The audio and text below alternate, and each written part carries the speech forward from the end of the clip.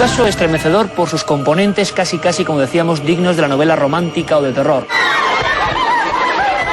Oye, ¿por qué le gritas? Pero seguro que van a salir por aquí. Sí, seguramente.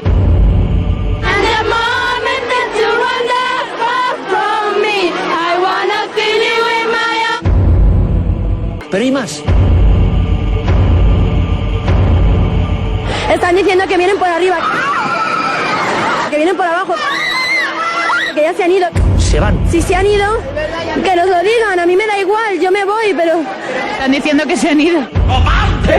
Que van a venir y van a venir a vernos.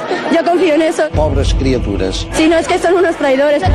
No tenemos derecho a quererlos. Es que yo no los veo y he perdido un día de colegio inútil. Les dejo con imágenes que nosotros ya nunca vamos a poder olvidar.